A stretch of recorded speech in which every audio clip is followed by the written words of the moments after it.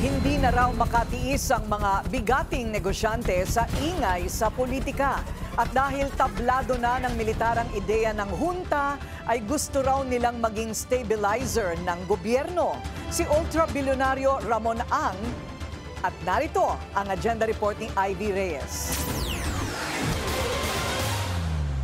Sa gitna ng mahinang turnout ng GDP ng bansa ngayong quarter at mga panawagang magbitiw sa pwesto ang Pangulo, may namumuo umanong desisyon sa loob ng elite circle ng mga negosyante na itaguyod ang pangalan ni ultra-bilyonaryo Ramon S. Ang ng San Miguel Corporation bilang isang consensus caretaker. Ayon sa source ng Billionaire.com, naniniwala raw ang ilang business tycoon na maaasahang leader si Ang para manumbalik ang investor confidence at stability ng bansa. Siya raw ang tatayo bilang stabilizing figure matapos ang isang sinasabing government reset hanggang sa susunod na eleksyon sa 2028. Pero para kay law dean and columnist Mel Santamaria, unconstitutional at illegal ang pinaplano umano ng mga business circle.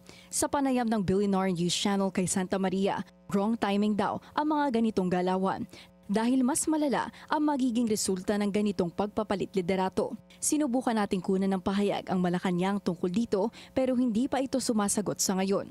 Umabot na kasi sa palasyo ang flood control scandal matapos ituro ni dating Congressman Zaldico ang Pangulo mismo bilang utak ng multi-billion peso insertions sa 2025 budget. Ang resulta, kabi-kabilang protesta at may bali-balita pa nga na foreign-funded ang ilang mass demonstration. Sa ngayon po, mismo ang pamunuan po ng AFP ay sinabi po sa atin na continuously nagche-check po sila at closely coordinating with the PNP regarding this. At kung ito man ay may katotohanan, kapwa Pilipino, kung may katotohanan at makikita po sa kanilang pag-iimbestiga na foreign-funded itong kanilang isinasagawang rally, masasabi po natin ito'y pagtataksil sa bayan. May guluman sa politika, hindi raw dapat tayo pinaghihimasukan ng ibang bansa. Para sa agenda, Ivy Reyes, Billionaire News Channel. Thanks but no thanks. Hard pass si ultra-bilyonaryo Ramon Ang sa niluluto umanong government reset, kung saan siya raw ang napupusuan bilang caretaker. Paglilinaw ni Ang, hindi siya papasok sa politika. Kilala si Ang na taga-suporta ng gobyerno at gumagawa ng mga proyekto para sa ikabubuti ng mga komunidad. Anya, dito siya higit na makatutulong at dito siya mananatili. Dagdag ni RSA, bagamat maraming hamon ang kinakaharap ng bansa, ang pag-asenso nito ay hindi dapat iasa sa iisang tao.